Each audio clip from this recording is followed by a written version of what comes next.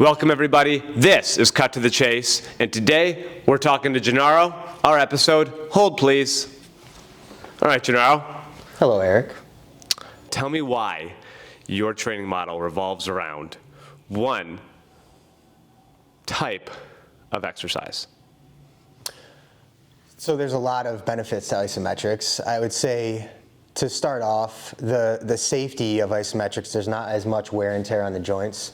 I want to preface all of this in saying that I'm not undermining moving, because sometimes when you're talking about isometrics, you're comparing it to moving, and I don't want to take that angle. So I want to preface that in saying that. So there's less wear and tear on the joints because your joint is in a fixed position as you're applying force. So just the safety of it, you're not changing directions and applying shear force on the joints. Okay. Number two, you're able to generate more force because you're statically holding. And I do overcoming isometrics, which is pushing and pulling into an object. Right. As compared to yielding isometrics, which is just holding yourself in a position against gravity. Right. So when you're pushing and pulling into something, you're not moving. You're able to create more force and safely generate more force. So this is turning on more of your nervous system, because the harder that you press and pull into it, the more motor units you have to activate. Increased motor unit activation. Correct. And studies show, here I go, comparing it to moving, even though I said I wasn't going to, studies show that it activates more motor units as compared to dynamic exercise. It has the potential to recruit more motor unit. It has the potential. Yeah. That is depending upon how much effort you put into it. Which is why isometric testing is still considered a gold standard for measuring, let's say in rehab setting. And the most common example is going to be ACL here, because we think about the quadriceps and the hamstrings when it comes to ACL rehab over time. And so when measuring for strength, in general, of the muscle, we assume that we can test the one joint muscle, not the one joint muscle, but load the quads to their maximum value that they're physically capable of performing after said surgery. And this is like the best example. It's not the only example, post-op. And so we get a very accurate measurement of, left to right or unaffected to affected or post-op to unaffected side. So yeah.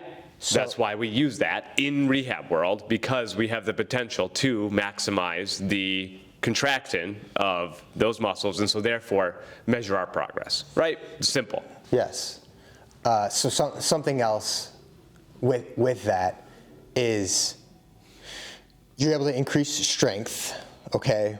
And I believe you're able to increase muscle. Now that's a very controversial topic out there as it pertains to isometrics, is increasing muscle mass. Right. Hypertrophy is hypertrophy. Right, can be done in many ways. There are 1,000 ways to skin the cat. You kind of have to hit the threshold, but isometrics will get you there potentially a little easier. Would you like to hear a theory of mine? I love theories. Okay. Conspiracy theories are This is a conspiracy theory, but also may be true, but also may be conspiracy. Okay, so failure, movement failure. Oh. Okay. You're moving your weight until you get to failure, and a lot of studies show that that's a beneficial way to get hypertrophy. Right, it's the best way we as humans can gauge our effort, right, is by failing. It's by failing. It's, right. It's an endpoint, right? Right. Yes. Yeah. You know where you're at once you fail in an exercise. Yes. Is isometrics just all failure? Because you're failed in the position and you're just holding in the position. So your body perceives you to be in danger because you're not moving. So what if the body's reacting to, okay, you're in a fixed position, but you're exerting force, but your limbs aren't moving? Are you in danger? Are you not able to get food? Are you able to not survive? Let's adapt the muscles and grow the muscles to be stronger and bigger that way. Oh. Is that an interesting theory? What do you think about that? Yeah, you think about the struggle of life, yes, and being able to survive. Correct. And what are you doing when you're holding and you're struggling? Yes. Yeah. Your body's in danger. Your brain might be thinking that you are stuck somewhere, you're not able to get out to get food. Yeah. Do you see where I'm going? Oh, yeah. Am I getting out there a little bit? I mean, I'm not. Can we get out there a little bit? We can. Okay. Let's do it. Okay. So What if the body responds and saying, okay, we never want to be in danger again. Let's get you stronger so that you can facilitate that stimulus down in the future. Fitness calls upon a lot of those evolutionary traits. Yes, I like that. In the primal sense. We see this in rehab all the time. We talk about how there's fear avoidance, or there's protective sensation, or guarding, which people call you're compensating. Okay. When doing an exercise, or when we see somebody doing a test, or we're evaluating someone in the clinic, for example, and we see that they're guarding, or they're performing an exercise, or I'm sorry, not exercise, but a test, and they're using something else instead of what we want to see, and so we'd say, oh well, this is this may find its roots in an evolutionary sense, such that the body needs to be able to get the task done, and you're more likely to survive as long as you can keep going. And so it's going to recruit what it can to keep going, right? So we use these things all the time to try to justify why somebody's like glute is firing when their quad isn't. So it does. We keep that in mind, but reasonably. Yes, I use that because I like first principle concepts and like its most primal nature. If we need the body to adapt, we need to fatigue the muscles in some way to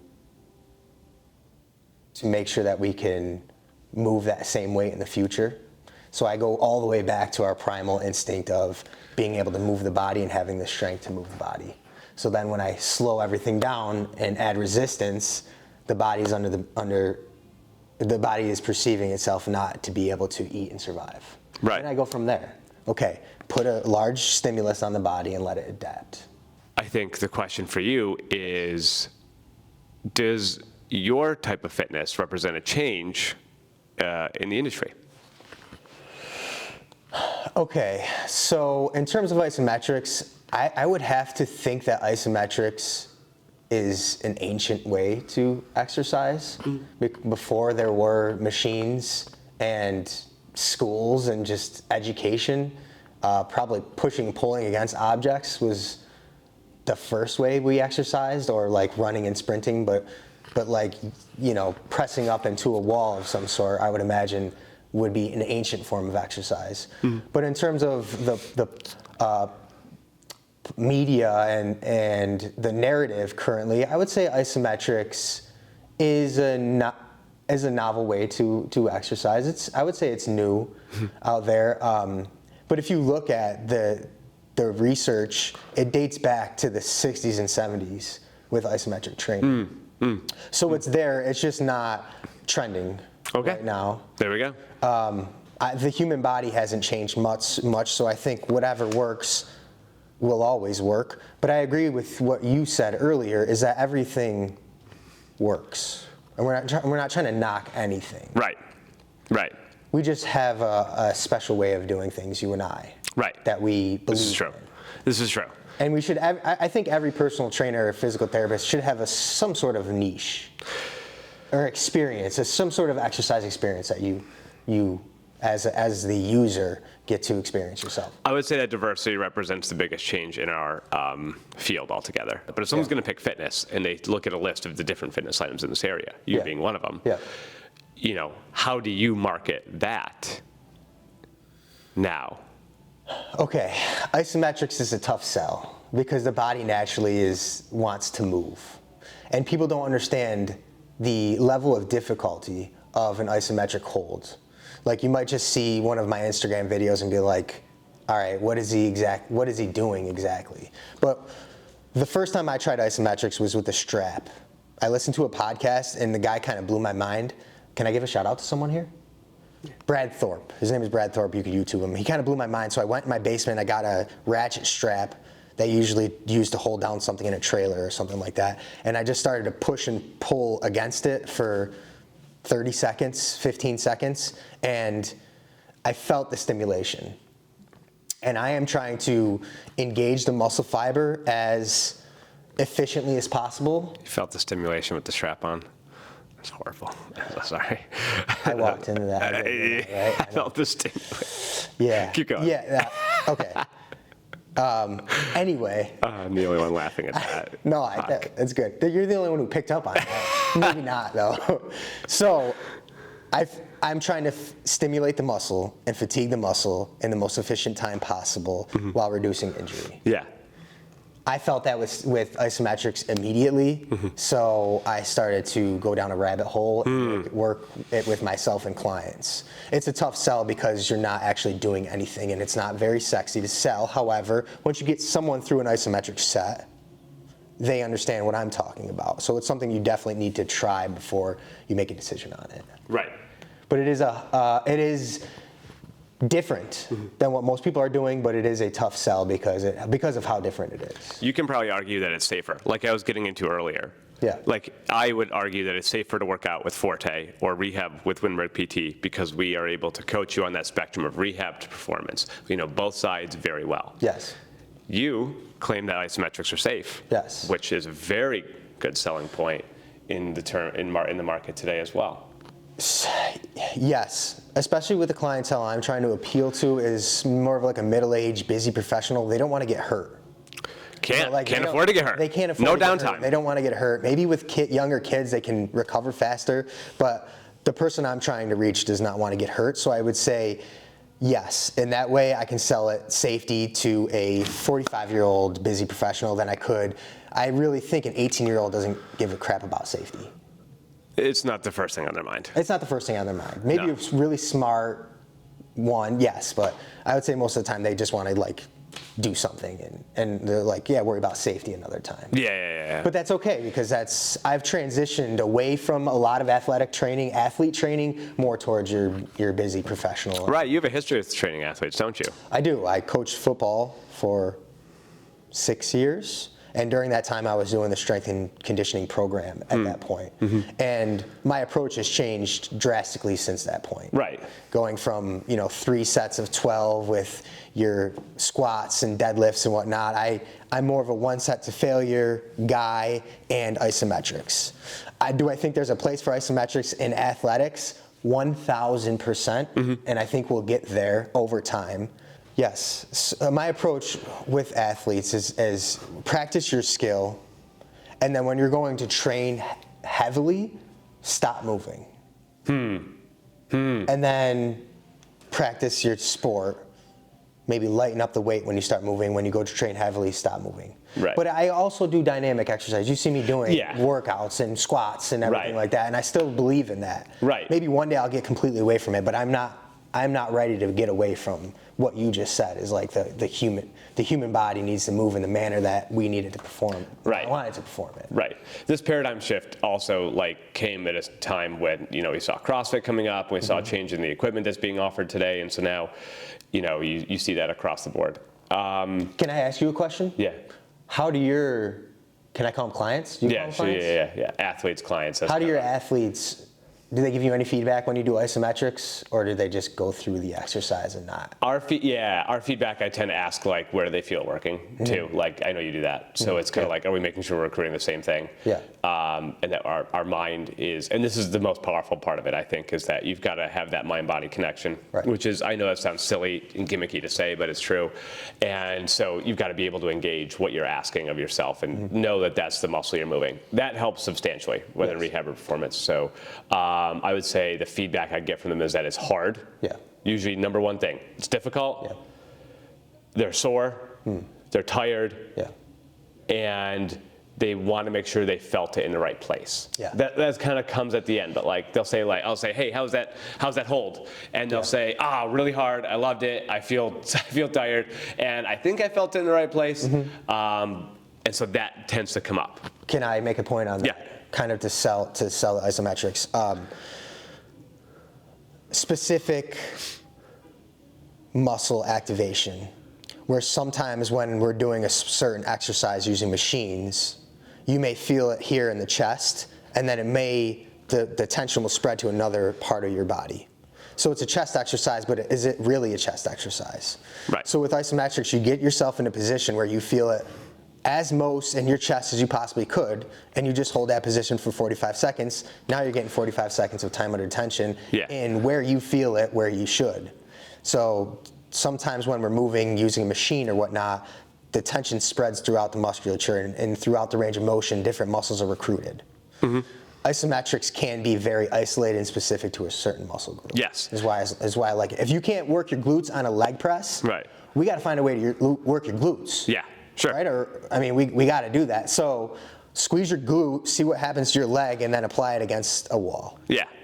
And that's literally as simple as I take it. Now, there's 2 types of isometrics? There's 2 types. Okay, tell me.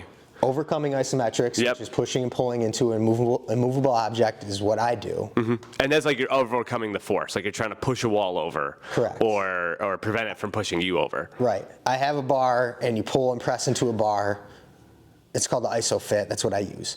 And then there's yielding isometrics, which most people are used to, is just like Yes. a split squat hold. Yes.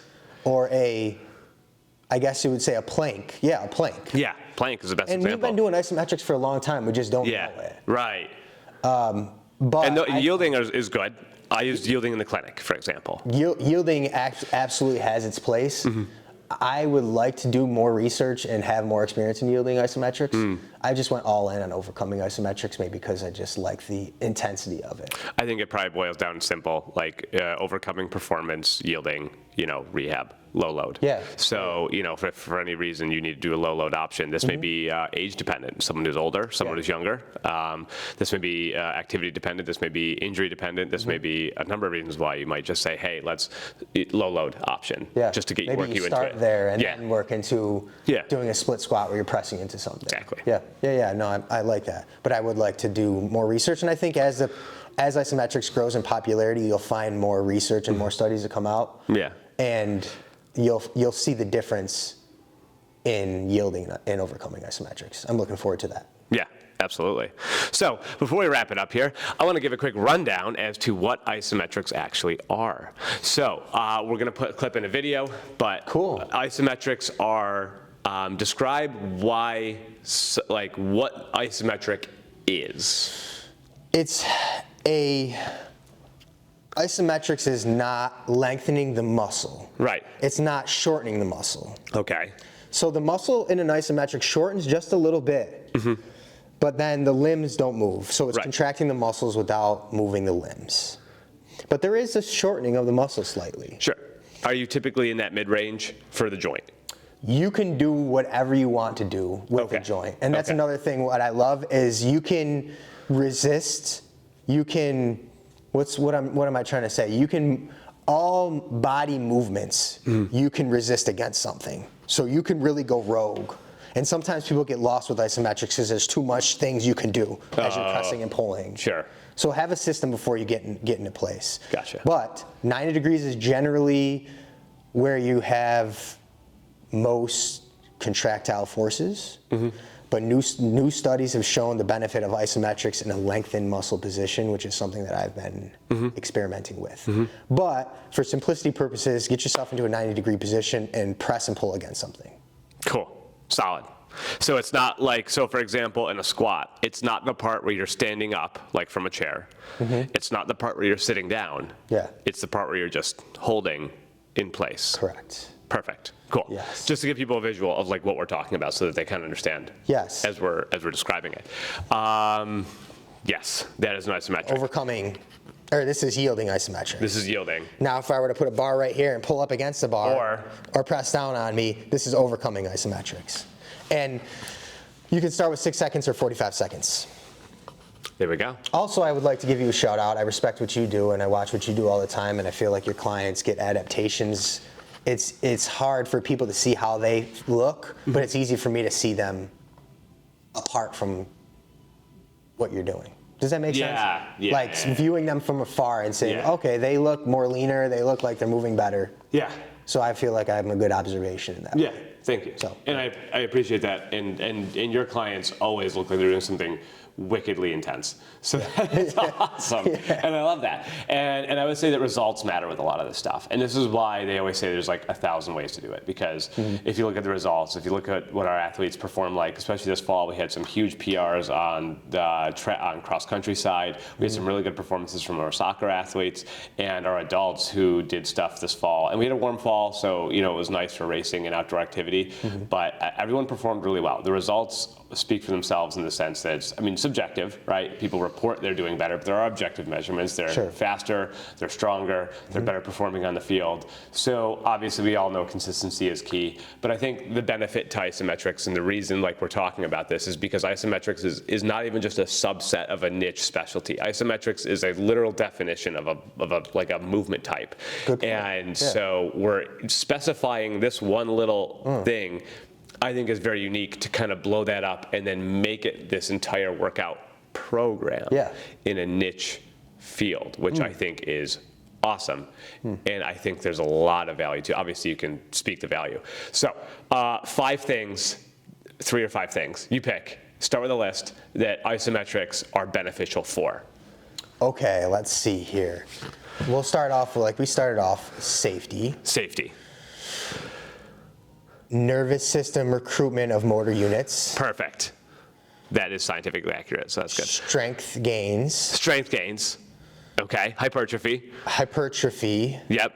And we'll go with like a cardiovascular adaptation because 45 seconds of time under tension increased the heart rate pretty aggressively.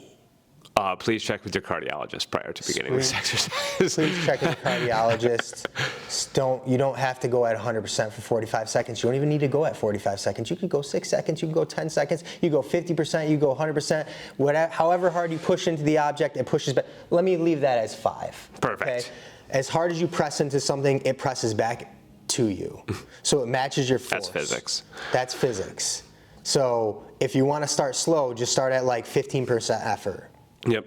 And it'll push back at 15. It'll push back whatever you're pushing into it. So Right.